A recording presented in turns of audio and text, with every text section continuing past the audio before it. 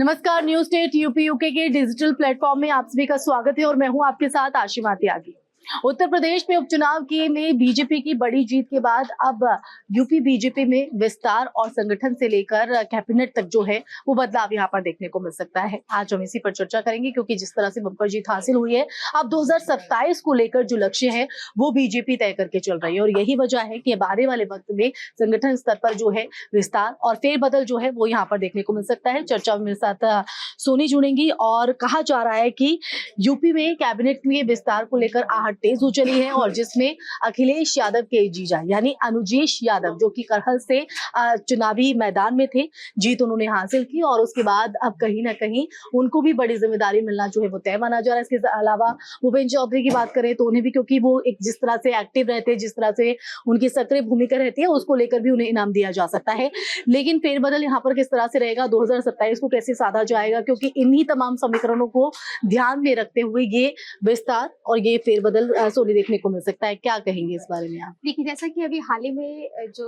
UP में उपचुनाव हुए, ये काफी अच्छा प्रदर्शन रहा यहाँ पे बीजेपी का, जिसकी किसी को भी उम्मीद नहीं थी। इससे पहले जो लोकसभा चुनाव हुए तो उससे बीजेपी को कहीं ना कहीं थोड़ी बहुत मायूसी जरूर हाथ लगी थी, वहां से कुछ सीटें वो नहीं जीत पाई थी। लेकिन ऐसे में अब ये उसके लिए काफी पॉजिटिव रहा कि यहाँ पे काफी अच्छा प्रदर्शन रहा बीजेपी का। तो ऐसे में अब क्या है, अब बीजेपी का कॉन्फिडेंस हाई हो चुका है। तो ऐसे में कहीं ना कहीं वो आने वाला जो लोकसभा इलेक्शन हो 27 में, उसके लिए भी अभी से अपनी पूरी तैयारी में जुट गई है, जिसमें अभी से ही उन्होंने विधानसभा चुनाव की बात कर रही हूँ। इसमें उन्होंने क्या किया कि लोकसभा के दौरान उन्होंने यूपी के मंत्री सांसद बनकर केंद्र चले गए और साथ ही जगहों पर नए लोगों को भी वो शामिल करने की, मतलब उनका ये है कि अब जो पुराने लोग तो वो है ही, साथ ही वो नई और क्या चीजें कर सकते हैं, इसलिए नए लोगों को भी इसमें शामिल करने की योजनाएं बना रहे हैं। लेकिन जिस तरह से हम देख रहे हैं कि उपचुनाव में हम देख रहे थे कि मुकाबला जो है वो कड़ा देखा जा रहा था, चाहे हम समाजवादी पार्टी की बात करें या बीजेपी की बात करें। लेकिन बीजेपी ने जो दावा किया कि 7 से 8 सीटें हमारे खाते में आ रही हैं, वो कहीं ना कहीं उस दावे को पूरा करते हुए नजर आ रहे हैं। और उसके बाद जिस तरह से शानदार जीत हुई है, तो लोकसभा चुनाव के दौरान हमने देखा कि जिस तरह से डेंट लगा था उसकी भी हीलिंग यहाँ पर इस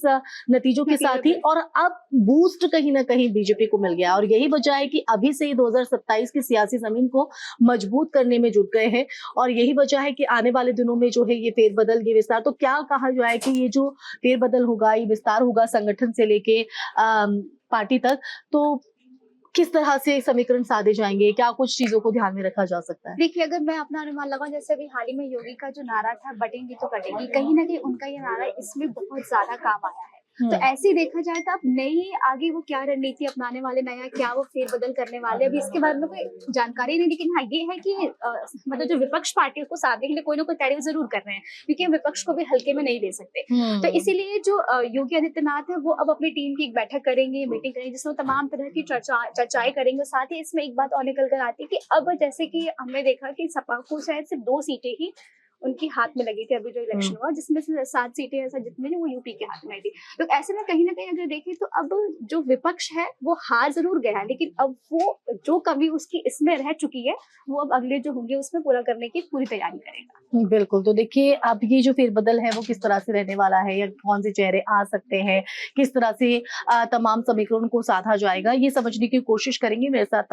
मेरे सहयोगी पंकज जी जुड़ेंगे और उनके नजरिए से भी यहाँ पर समझने की कोशिश करेंगे, क्योंकि देखिए बीजेपी जो है वो लगातार चुनावी मूड में रहती है, चाहे चुनाव हो या ना हो, लेकिन वो कहीं ना कहीं सियासी बिसात को पूरी तरीके से बिछाने में जुगत रहती है, चाहे पार्टी के तमाम बड़े जो नेता है वो हों या फिर नुमाइंदे हों या फिर उनके कार्यकर्ता हों, वो कहीं ना कहीं स्थानीय स्तर तक चुनावी मूड में नजर आते हैं। लेकिन जिस तरह से उपचुनाव में रिजल्ट रहे हैं, शानदार जीत हुई है, उसके बाद से हम देख रहे हैं कि जो बूस्ट है वो मिला है, जो डेंट पीछे लगा था लोकसभा चुनाव के दौरान उसमें भी कहीं ना कहीं हीलिंग हुई है। तो अब ऐसे में उसके बाद अब ये आहट तेज हो गई है, या ये कहे कि हलचल तेज हो गई है कि संगठन से लेके सरकार तक में फेरबदल और विस्तार देखा जा सकता है। तो क्या लगता है कि किन किन बातों को ध्यान में रखा जाएगा, क्योंकि कहा जा रहा है कि 2027 को देखते हुए ये फेरबदल, ये विस्तार हो? हाँ, देखिए, हमने पहले भी जब ये उपचुनाव हो रहा था तो उसमें हमने पहले भी चर्चा किया था, जैसे ही उपचुनाव के रिजल्ट आते हैं, रिजल्ट चाहे जो भी हो, बीजेपी के फेवर में हो या फेवर में नहीं हो, और प्रत्याशित जीत हो या फिर झटका लगे, लेकिन संगठन में और उत्तर प्रदेश संगठन के साथ साथ उत्तर प्रदेश का जो योगी सरकार है उसमें हमें फेरबदल देखने को मिलेगा और उस पर मुहर लगता दिख रहा है। अभी योगी सरकार में 54 मंत्री हैं, 60 मंत्री जो प्रोटोकॉल है उसके हिसाब से 60 मंत्री होने चाहिए, तो 54 तो 6 खाली है। उसके बाद से जो चर्चा है सबसे पहले अभी क्या है, अभी बीजेपी का लगभग ये पूरा दिसंबर जो है, दिसंबर और आप ऐसे मान चलिए जो 15 फरवरी तक जो विदेशी बीजेपी में प्रदेश स्तर पे जो है बूथ पर्यवेक्षक और ये सब जितना भी उनका स्थानीय स्तर पे चुनाव होता है वो चुनाव होने हैं। उस चुनाव को संपन्न होने के बाद हमारा जो है सो उत्तर प्रदेश बीजेपी अध्यक्ष का चुनाव होगा। जब उत्तर प्रदेश बीजेपी अध्यक्ष में के रेस में अभी कम से कम 10 नाम है, जिसमें कि आपको पूर्व जो अध्यक्ष प्रदेश अध्यक्ष रह चुके हैं उनका भी नाम है, उसके बाद कुछ नए चेहरे पे भी चर्चा हो रही है। तो वो देखने वाली बात होगी क्यों बीजेपी अध्यक्ष का और जो मंत्रिमंडल में क्यों फेरबदल रहा है। इसके पीछे जो मेन इसका लॉजिक है, क्योंकि बीजेपी जो इस चुनाव को, या हम लोग भी लगातार इसको अपनी चर्चाओं में बोलते आ रहे थे कि ये 2027 का सेमीफाइनल है, तो बीजेपी सेमीफाइनल जीत चुकी है। तो अब बीजेपी को सेमीफाइनल के बाद फाइनल की तैयारी करनी है। तो बीजेपी, और आपने जो चर्चा हमने शुरुआत की थी तो उसमें आपने कहा था जो बीजेपी हर समय चुनावी मोड में रहती है, तो पार्टी चुनावी मोड में इसको जीतने के बाद, जैसे हमने देखा लोकसभा चुनाव में जो भी चाहे परिणाम रहा हो, बीजेपी तुरंत उसको, बीजेपी ने आकलन किया जो उसके डिमेरिट्स कहाँ रहे, कहाँ लूप होल्स रहे, कहाँ उसको गच्चा खाना पड़ा, तो इन चीजों को उन्होंने एवेल्युएट किया। फिर वो तुरंत इसमें उपचुनाव था, लेकिन उपचुनाव को भी उन्होंने एक बड़े स्तर से पे उन्होंने लिया और उनको जितनी भी ताकत था, जितना भी उसको ये मेजरमेंट उसको लेना था, प्रिवेंटिव मेजर्स लेने थे, उन्होंने लिया और उस चुनाव में। तो बीजेपी, अब जो बीजेपी का है, जो सबसे पहले सरकार की अगर हम बात करें तो सरकार में 6 मंत्री को उनको लाना है और कुछ फेरबदल। तो बीजेपी का प्लान ये है, जो संगठन में कुछ लोगों को मंत्री जो सरकार में जिम्मेदारी निभा रहे हैं। रोक रही हूँ क्योंकि अभी हम देखिए थोड़ा एक हफ्ता पीछे जाए तो क्या कहते हैं, संघ की एक बैठक हुई थी जिसमें ये कोशिश की गई थी, क्योंकि उसमें भी विस्तार को लेकर हम देख रहे हैं लखनऊ से लेकर दिल्ली तक हलचल तेज है संघ के विस्तार को लेकर, संगठन के विस्तार को लेकर। तो संघ की तरफ से कहा गया था कि संघ के लोगों को जो है वो तरजीह यहाँ पर दी जाए। तो क्या, और जिस तरह से उपचुनावों में भी हम देखें जो जीत हासिल की है उसमें भी संघ का हम देखें तो एक बड़ा प्रभाव यहाँ पर रहा। निश्चित रूप से देखिए, लोकसभा चुनाव के दौरान जो चर्चा मतलब बात जो सामने आई थी, जो संघ थोड़ा सा पार्टी से नाराज चल रहा था और संघ ने जिस तरह से पार्टी को हर स्टेट में, हर डिस्ट्रिक्ट में जाकर पार्टी को जिस तरह से सपोर्ट करना चाहिए, तो संघ का उतना साथ नहीं मिला। लेकिन उसके बाद जब लोकसभा चुनाव के परिणाम के बाद फिर सरकार, मतलब बीजेपी और संघ में एक मंच पे दोनों आए और अपनी जो उनकी खाई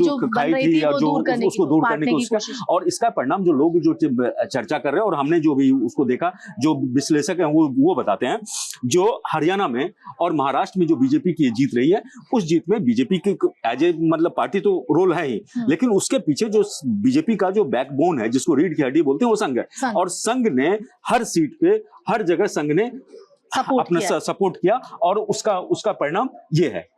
तो उसी में, और उसके बाद इस रिजल्ट के बाद जो है, तो ऐसे में जो मेरा सवाल इसलिए था ये कि कहीं ना कहीं चुनौती जरूर होगी। ठीक है, संघ का हाथ रहा है, संघ का सपोर्ट रहा है और हम देख रहे हैं कि वो चुनावी नतीजों में भी देखने को मिला है। संघ फिर अभी कह रहा है कि संघ के लोगों को ज्यादा से ज्यादा तरजीह जो है वो सरकार के विस्तार में भी जो है वो यहाँ पर देखने को मिल सकते हैं। ऐसे में आप कह रहे हैं कि कई नए चेहरों को भी जगह यहाँ पर दी जा सकती है। तो अगर उस रेस में अगर हम बात करें, उन चेहरों की अगर बात करें, तो इक्का दुक्का नाम जो है वो कहीं ना कहीं चल भी रहे होते हैं। तो आप